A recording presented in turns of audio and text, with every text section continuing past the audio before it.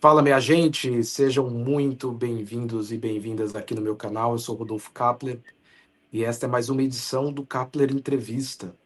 E hoje eu recebo aqui o doutor André Perequimanes. Ele é advogado criminalista, professor de Direito Penal da PUC do Rio de Janeiro e também uma pessoa que participa ativamente do debate público brasileiro. Seja muito bem-vindo aqui, professor. Obrigado, eu que agradeço o convite, Rodolfo. Sempre um prazer. E nós vamos conversar aqui sobre os, os desdobramentos da condenação do ex-presidente Jair Messias Bolsonaro, todo esse processo do julgamento que o nosso país tem acompanhado. E para começar aqui, professor, qual a importância histórica e jurídica do fato de um ex-presidente da República ter sido condenado por tentativa de golpe de Estado? Olha, Rodolfo, me parece, isso para mim é muito evidente, né, que esse é o julgamento mais importante da nossa história, pelo menos da nossa história depois da redemocratização. Nós tivemos, infelizmente, no país, presidentes presos, né? Não é a primeira vez, infelizmente, como temos governadores, prefeitos, a nossa política, eu acho que, infelizmente, ainda precisa evoluir muito.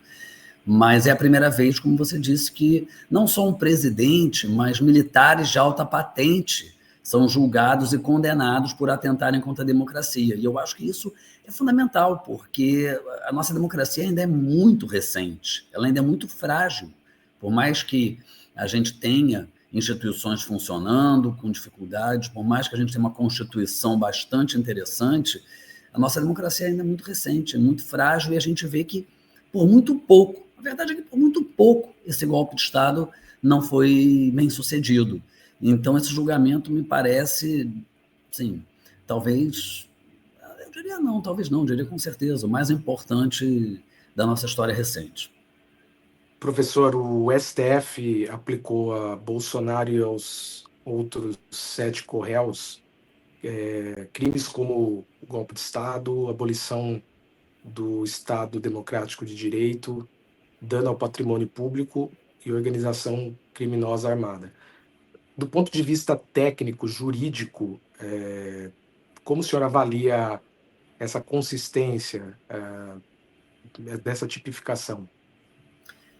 Olha, Rodolfo, de fato a discussão jurídica não é simples, não é tão simples quanto eu acho que o ministro Alexandre de Moraes pretendeu dizer.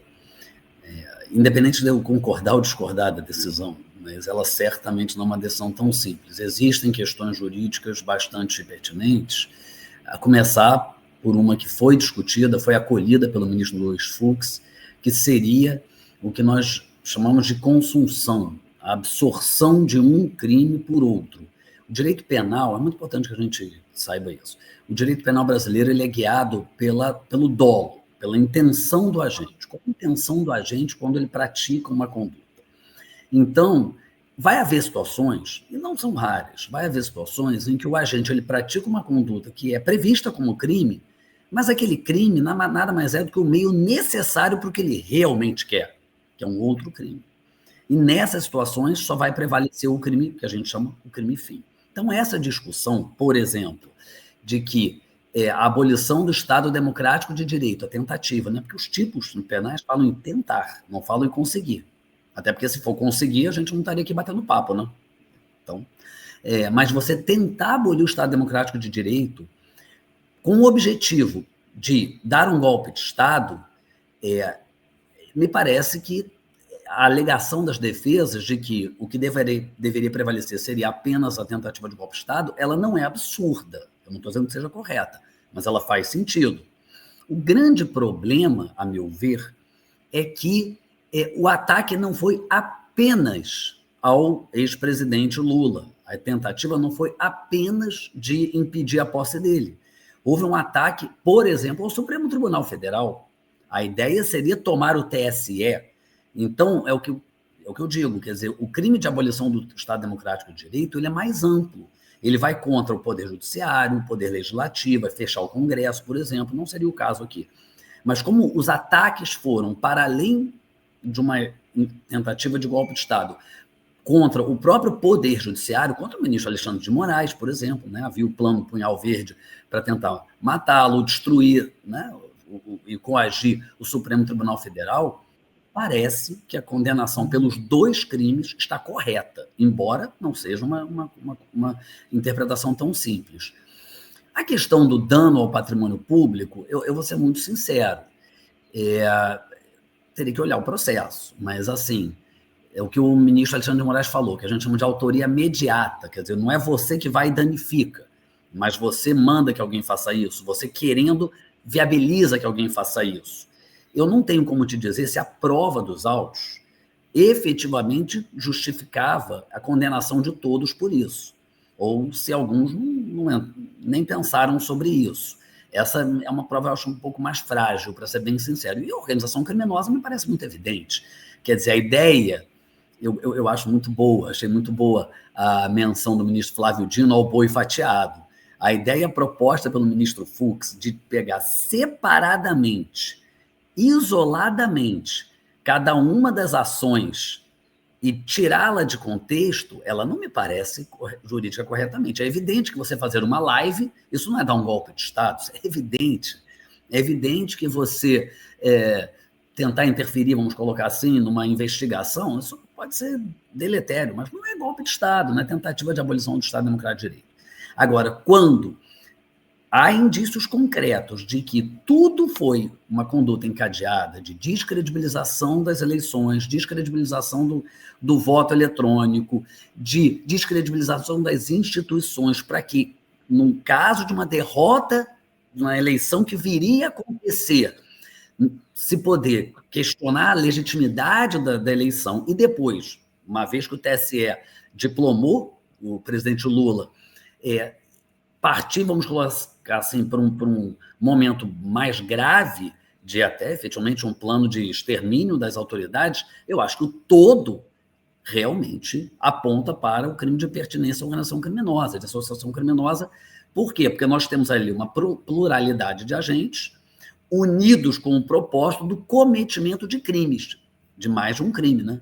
Não é para um, seriam para mais de um crime. E aí me parece que haja uma estabilidade, uma permanência, assim, muito embora não haja a obrigação, a obrigatoriedade de que todos eles estivessem falando juntos ao mesmo tempo, em reuniões. Quer dizer, você pode ter uma organização criminosa com, vamos colocar assim, né, com células que não necessariamente todas se comunicam, mas é tudo a mesma organização criminosa. Então, me parece assim, uma decisão, no todo, me parece correta. Talvez tenha algumas considerações de ordem processual, efetivamente, ou até de ordem técnica no mérito, mas, assim, no grosso, eu diria que a decisão me parece correta. No penúltimo dia do julgamento, nós tivemos o voto polêmico, né, do ministro Fux, que demorou horas, e ele apontou algumas possíveis inconsistências, né, do processo. Por exemplo, fez críticas aos seus pares, ao STF. Segundo ele, Bolsonaro e os 7 co-réus não deveriam ter sido julgados pelo STF, né? E se fossem julgados pelo STF, não poderiam ter sido julgados pela primeira turma, né? Mas pelo plenário. O senhor concorda com essas críticas feitas pelo ministro Fux? Olha, Rodolfo, a sua pergunta ela começa muito bem, porque você diz o polêmico voto. Por que o voto? Primeira coisa que a gente tem que se perguntar, independente do mérito do voto que eu vou falar, mas por que o ministro Fux deu esse voto? E aqui deixa muito claro, eu não estou colocando em dúvida em nenhum momento as intenções dele, a seriedade, a honestidade do ministro Fux, de maneira alguma. Eu não sei por que ele deu esse voto. Por que eu digo isso? Porque esse voto ele é inteiramente fora do que o ministro Fux, em 13 anos, salvo engano, eu acho que ele foi nomeado em 2013, em 12 anos de atuação no Supremo Tribunal Federal, sempre fez. Esse que é o ponto. Por isso que ele ficou tão polêmico. Talvez ele tenha ido um pouco além nas críticas aos pares, mas isso faz parte do julgamento. Vamos lembrar que o ministro Barroso já teve discussões violentíssimas com o ministro Gilmar Mendes, e nem por isso se criou uma celeuma tão grande. É bem verdade. Então, isso faz parte do debate democrático, inclusive. Mas o que chamou muito a atenção de todo mundo é que o ministro Fux foi contra o próprio ministro Fux, contra 13 anos de ministro Fux. Isso foi muito sintomático de que ou ele teve uma mudança muito, eu diria, de 180 graus, porque ele é o ministro que menos concede habeas corpus. 2023 e 2024, o índice de habeas corpus concedidos pelo ministro Fux é de 1%. Ele é punitivista, né? Muito punitivista, mas é muito punitivista. Então, até aqueles doutrinadores que ele citou, do Luigi Ferrajoli, por exemplo, eu confesso a você que eu nunca tinha visto o ministro Fux citar. Então, por isso que o voto é tão polêmico. Eu não digo nem pelo conteúdo. Por quê? Aí as pessoas dizem, não, mas ele julgou as pessoas do 8 de janeiro, né, 800 pessoas, sei lá quantas pessoas ele julgou, e entendeu que o Supremo era competente. É uma contradição, né? É uma incoerência. Mas veja só, nas preliminares, eu acho que o ministro Fux tem bastante, eu não vou dizer razão, mas o voto dele ele tem bastante consistência. Com relação, por exemplo, à postura do ministro Alexandre de Moraes, é uma postura, eu diria que não é a mais recomendável. É difícil dizer, sendo muito sincero, em que momento ela deixa de ser apenas não recomendável e se torna ilegal. Por quê? Porque o juiz, o direito brasileiro, ele adota o sistema acusatório. Acusatório, o ideal seria o puro, né, que a gente chama, né, que o juiz ele atua exclusivamente para tirar dúvidas. Ele não é órgão acusador. Não cabe a ele provar o fato. Não cabe a ele acusar ninguém. Como a gente mede se o juiz está apenas tirando dúvidas pontuais ou se o juiz está assumindo as vezes de acusador? Bom, alguns doutrinadores dizem que, por exemplo, no interrogatório, pelo número de perguntas. Se o juiz pergunta muito mais do que o Ministério Público, ele está substituindo o Ministério Público. Isso é um critério, mas não é um critério objetivo. Ele pode ter muitas dúvidas sobre um ponto específico. Então, assim, eu acho, com toda a franqueza, Rodolfo, que outra questão, suspeição. Será que o ministro Alexandre de Moraes era suspeito? Porque, afinal, o que ele colocou, ele está certo. O crime não é contra ele, é contra a administração pública, a administração da justiça, o Estado Democrático de Direito. Veja bem. E, da mesma forma, ele não pode... Tem um princípio no direito que ninguém pode ser beneficiado pela própria torpeza. Então, se eu tenho um juiz que eu não gosto, que é ruim para mim, eu vou começar a ameaçar ele, vou começar a ofendê-lo para ele ter que se declarar suspeito. Isso também não pode, evidente. Mas, assim, o que eu acho nisso tudo é que não era recomendável que ele fosse o relator e nem que ele participasse do julgamento. Isso, para mim, é muito evidente. Não tanto por isso ser ilegal. Eu acho que há como se sustentar a ilegalidade, não me parece absurdo, de maneira alguma, mas eu não acho que seja uma ilegalidade flagrante. Mas porque a suspeição é uma causa de foro íntimo. Então, toda vez que o magistrado ou o promotor, isso vale para o promotor também, por qualquer razão de foro íntimo, não tiver o discernimento, o distanciamento, a imparcialidade suficiente, ele tem que se declarar suspeito. E é muito difícil a gente imaginar que alguém que tenha sido alvo de tanta coisa como o ministro Alexandre de Moraes foi, tenha o discernimento e o distanciamento suficiente, principalmente para ser relator do caso. Então, eu acho que assim, essas críticas do ministro Fux, para além de serem bastante relevantes, elas têm um sólido substrato jurídico, não são absurdas. De novo, eu não posso dizer que ele está certo ou errado, porque é muito difícil a gente medir aonde vira a chave e aonde realmente o juiz substituiu o Ministério Público, aonde o juiz não tinha discernimento. Mas eu acho que, assim, num julgamento desta natureza, seria recomendável que o fato ele não participasse do julgamento. Isso é uma questão que eu digo... talvez até de imagem mesmo para o próprio Supremo Tribunal Federal. Eu acho que isso dificultaria muito a narrativa da defesa, a narrativa bolsonarista de que tudo isso é uma grande perseguição ao Bolsonaro. Eu acho que protegeria o Supremo Tribunal Federal, assim como eu acho que protegeria o Supremo Tribunal Federal a decisão ser tomada pelo plenário. Eu acho que protegeria. Mas eu não acho que, no final das contas, impediria, porque ele seria condenado, nós sabemos disso, o processo só demoraria mais, e a narrativa que hoje nós vemos, de que, puxa vida, é um tribunal que persegue o Bolsonaro, com exceção do Fux, a gente provavelmente diria um tribunal que persegue o Bolsonaro, com exceção do Fux, do Cássio Nunes e do André Mendonça. Não mudaria muito, mas, de qualquer maneira, talvez fosse recomendável. Então, nas preliminares, eu acho que o ministro Fux trouxe pontos muito, muito, muito pertinentes e relevantes.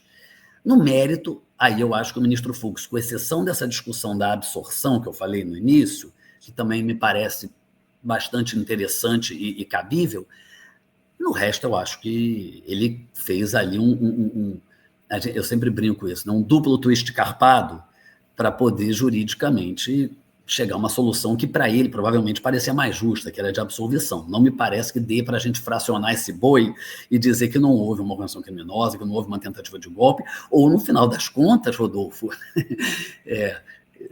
não tem como não rir, mas a ideia de que o Braga Neto e o Mauro Cid resolveram fazer um golpe surpresa para o Bolsonaro. Quer dizer, eles organizaram um golpe de Estado, né? Vamos tentar aqui derrubar o Lula, impedi-lo de assumir, vamos matar o Alexandre de Moraes, vamos matar o Alckmin. O Bolsonaro ia chegar triste em casa porque perdeu a eleição e, de repente, já está lá o Mauro Cid e o Braga Neto e as velhinhas idosas com a Bíblia dizendo: surpresa, você é presidente. Isso não tem nem sentido, percebe? Isso não tem nem sentido. Eu acho que a decisão judicial ela tem que ser jurídica, mas ela tem que fazer sentido. Então, assim, mas nas preliminares eu acho que muitas coisas que o ministro Fux falou devem ser alvo de objeto realmente de uma profunda reflexão. Se a atuação do ministro Alexandre de Moraes é passível de legalidade, isso altera, compromete o devido processo legal? Sim, sem dúvida nenhuma. Se, porventura, o Supremo Tribunal Federal, porque, veja só, a questão da competência, existe um grande problema aqui no voto do ministro Fux, que não é um problema jurídico, é um problema prático. Muito embora ele tenha argumentos sólidos, indiscutivelmente argumentos sólidos, principalmente nas preliminares, a jurisprudência do Supremo Tribunal Federal já era consolidada em sentido contrário, inclusive, e aí a gente volta para o início da sua pergunta, com votos dele. Ele já tinha votado para que, nesse tipo de ação penal, a turma julgasse. Percebe? Então, é isso que fragiliza o voto dele. Há Não muitas, é o aspecto jurídico.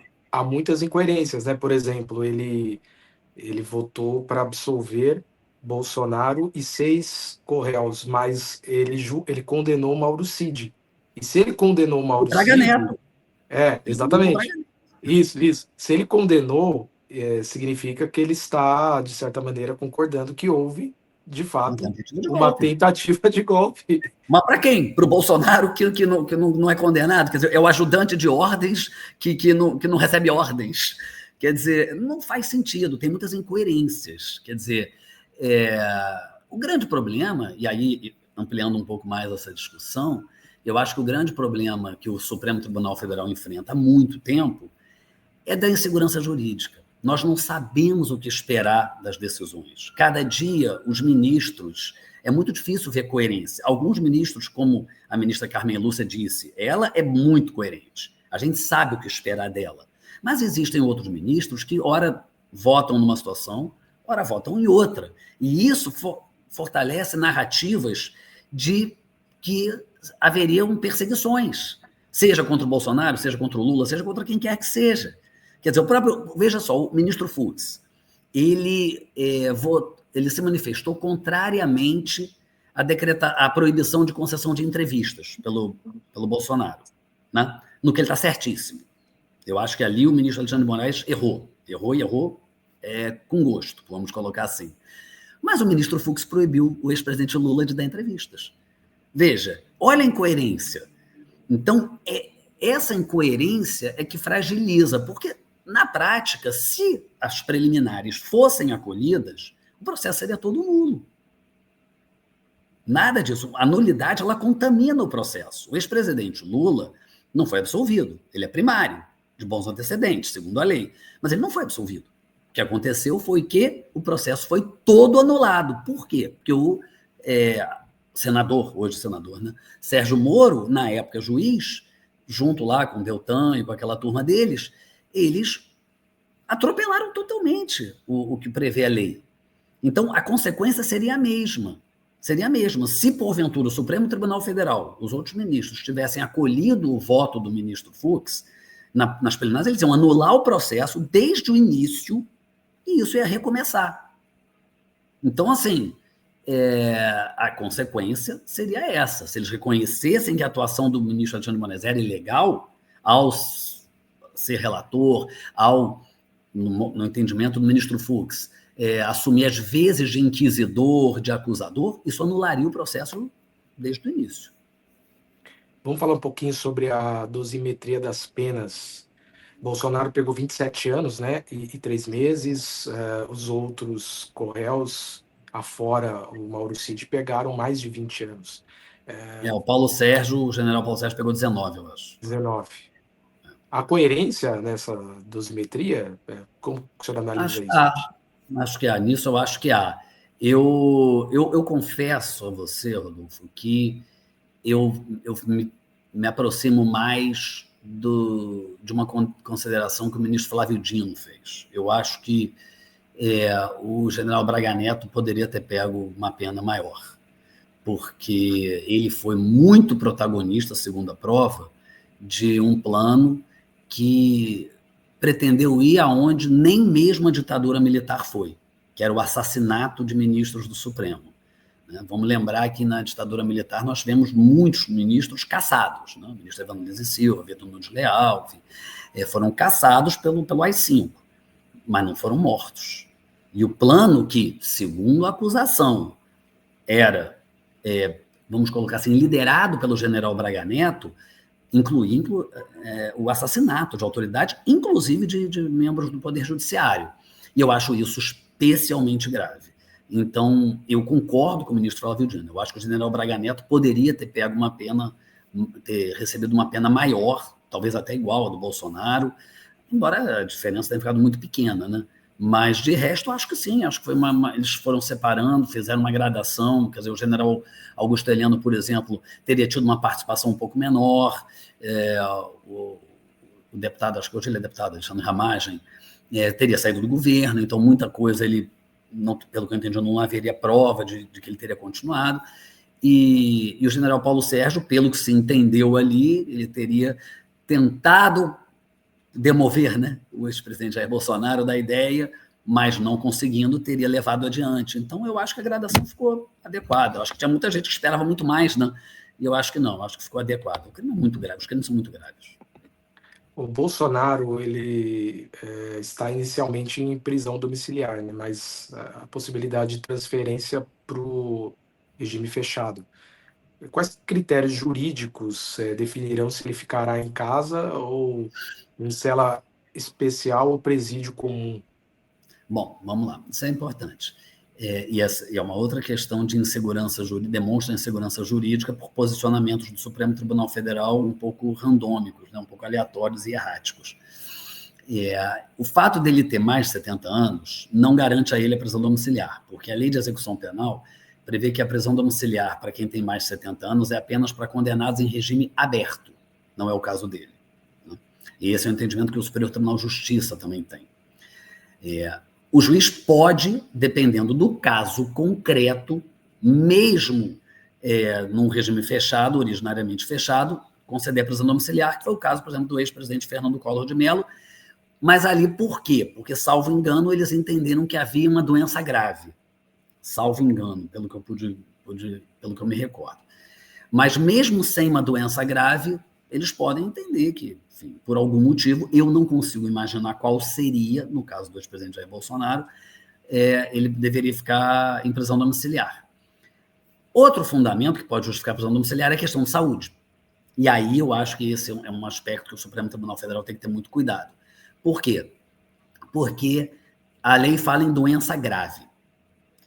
A jurisprudência do Supremo Tribunal Federal é muito consolidada, no sentido de que essa prisão domiciliar pela doença grave é uma prisão humanitária, ou seja, é para alguém que tem uma doença já em estágio avançado, irreversível, um câncer já com muita metástase, com limitações, alguém em estado terminal, situações excepcionalíssimas.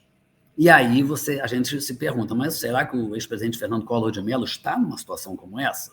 Não parece. Eu não sou médico. Quem vai dizer isso serão os médicos também, no caso desses réus que foram condenados.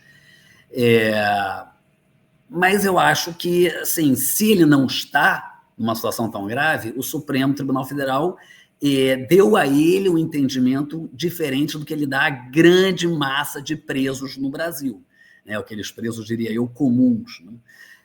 O ex-presidente Jair Bolsonaro, eu não sou médico, eu não posso dizer, mas ele não me parece estar com um quadro clínico gravíssimo que o impeça de ser preso.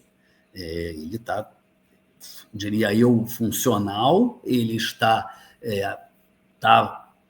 antes de estar em prisão domiciliar, trabalhando normalmente, assim, se movimentando, comparecendo, indo a público.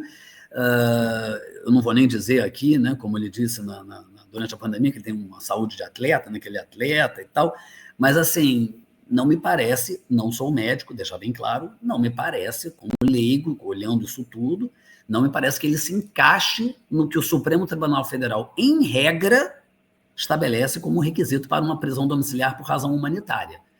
Então, em teoria, eu acho que caberia para todos eles, talvez para o general Augusto Heleno, não. Me parece que ele tem talvez uma saúde mais debilitada, mas também é impressão minha.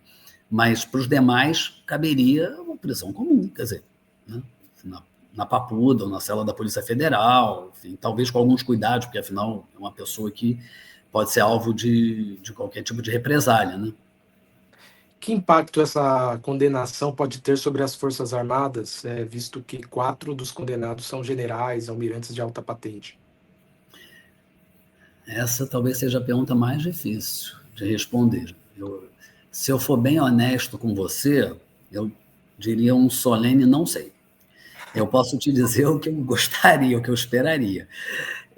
A pena, a gente tem sempre que lembrar, né, que a pena tem uma função tríplice. Ela tem uma função repressiva, para você punir o mal criado, né, praticado com crime, uma função preventiva, que é por meio da intimidação. Então, quando você pune alguém por um crime, você mostra para essa pessoa, olha o que acontece com você, não faça de novo. Mas você mostra também para a sociedade, olha o que acontece com quem faz isso. É igual filho, não sei se você tem filhos, Rodolfo, mas é igual filho, a gente, né, tem lá mais de um filho, aí um filho vai, faz uma coisa que não é legal, a gente chama atenção, eventualmente, né, reprime e tal, e aí para ele entender que tem consequências os atos dele, e para o irmãozinho, a irmãzinha ver, tá vendo? A gente educa pelo exemplo. É a mesma coisa. E tem a função ressocializadora, que é a mais questionável aí nessa situação toda. Bom, muito bem. Então, o fato de, finalmente, o Poder Judiciário ter enfrentado pressões muito fortes, né? As pressões sobre o Supremo Tribunal Federal são gigantescas, né? Não preciso nem dizer das pressões externas, né?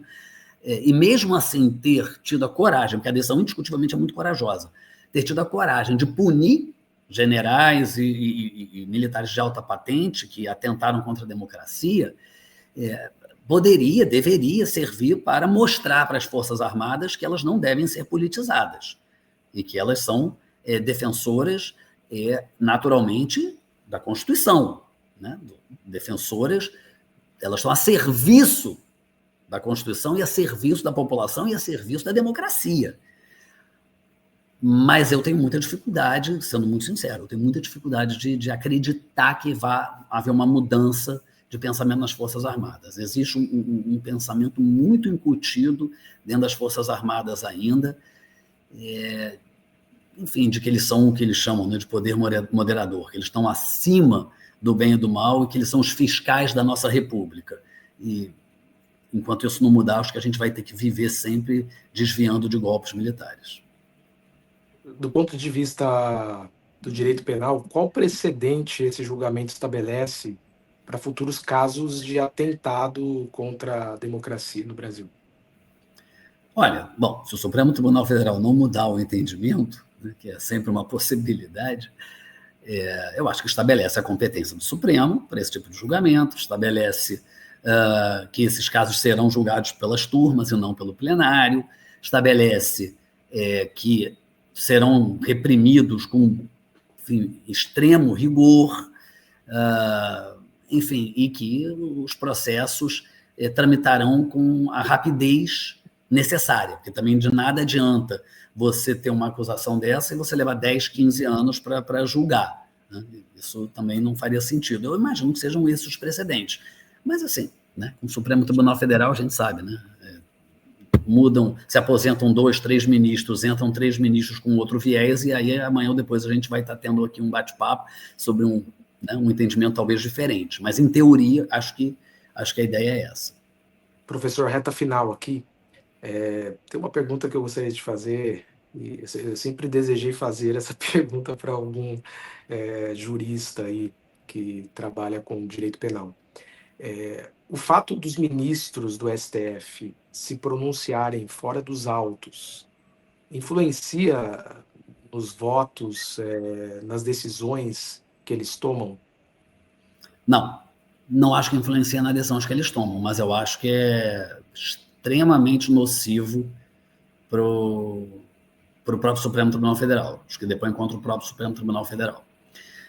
Eu não acho, por exemplo, que um ministro que diga eu entendo que esse fato é grave, que devemos punir, vai, por estar falando para público, influenciar outro ministro, interferir na decisão. Ele está simplesmente, muito provavelmente, contrapondo alguma pressão externa, né? Vamos dar o exemplo aqui, os votos dos ministros já antecipando que anistia, indulto, nada disso vai ser admitido pelo Supremo Tribunal Federal. É claro que isso não é recomendável.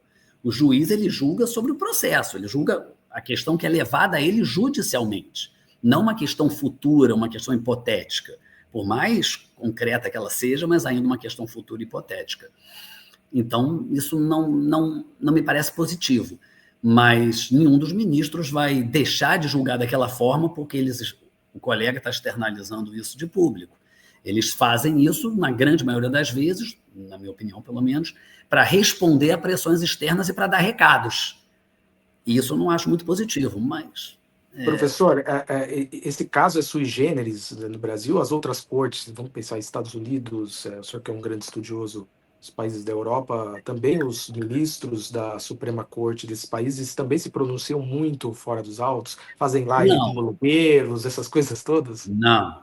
O Brasil é um país muito peculiar, né? Não apenas nesse sentido, né? Quer dizer, nós também não vemos, e aqui eu não estou querendo defender os ministros do Supremo Tribunal Federal de maneira alguma, mas nós também não vemos em outros países, pelo menos países, enfim, com democracias já mais estabilizadas, estabelecidas, nós não vemos esse tipo de ataque à Suprema Corte que a gente vê aqui também, né? Nós não vemos esse tipo de vilipêndio a decisões da Suprema Corte. E a Suprema Corte, em outros lugares, julga muito menos causas do que a nossa Suprema Corte. Isso também é verdade. Então, assim, eu acho que o nosso país, e o nosso sistema jurídico, o nosso poder judiciário e as nossas instituições, elas são muito peculiares, mas porque elas também enfrentam desafios muito peculiares nossos. Também, eu acho que isso precisa ser considerado. A última questão aqui da nossa conversa: o senhor é favorável ao projeto de anistia aos vândalos do 8 de janeiro? Não.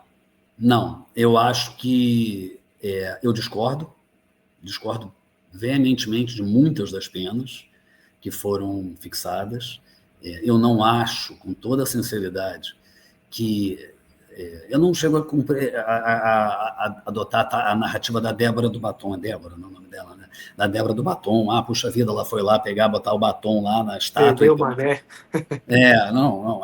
Eu não acho isso também, né? Venhamos e convenhamos, mas realmente eu acho que as penas foram muito elevadas para muitas pessoas. É bem verdade que, como o ministro Barroso já chamou a atenção também, muitas pessoas aceitaram acordo de não persecução penal.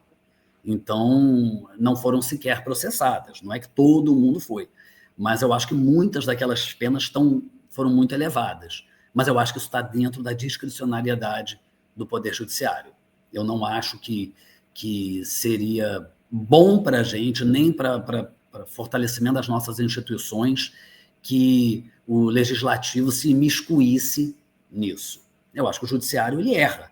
Né? Ele às vezes acerta, às vezes erra como o legislativo acerta, e erra como o executivo acerta, e erra como eu, você, todos nós. E eu acho que, enfim, embora eu acho que tenham errado em muitos dos casos para esses vândalos e alguns tantos golpistas, né? Não acho que são apenas vândalos nem apenas golpistas, né? Acho que tem de tudo ali. Tem de tudo ali, né? Exatamente. Alguns foram para realmente exatamente. Eu acho que tentar um golpe, outros estavam ali talvez totalmente alienados, né? Para manifestar sua indignação com o que achavam errado, massa de manobra. É isso, muita gente ali é massa de manobra e está pagando o preço. Então, assim, apesar de eu discordar de muitas dessas decisões, eu acho que está dentro da discricionariedade do Poder Judiciário. Muito obrigado, viu, professor, por me atender aqui. Imagina, foi um prazer, estou sempre à disposição. Do seu convite. Tenho certeza que vai esclarecer muitas coisas aqui para o nosso público que tem acompanhado todo esse caso aí, né? Que terá outros desdobramentos, com certeza. Certamente. Tá bom, professor? Muito obrigado. Eu vou deixar aqui embaixo, no banner, aqui o perfil do seu Instagram, né? Então, André Perequimanes Advogados, vocês podem seguir o professor e acompanhar também, que está bem presente aí, como eu disse no início, no debate público, participando. Inclusive, eu assisti uma das suas participações na Globo News e te fiz o convite. Muito obrigado, professor. Tenha um ótimo final de semana e, quem sabe, aí até a próxima, né? Sempre que chamar, eu vou estar à disposição. Gosto de bater papo e debater. Um abraço. Valeu, gente. Não se esqueçam de se inscrever no canal, de deixar um like e compartilhe o link com mais pessoas. Tem muita gente que não está entendendo bem o que está acontecendo, então essa conversa é extremamente esclarecedora. E ative o sininho para receber as notificações. Valeu, gente. Até a próxima.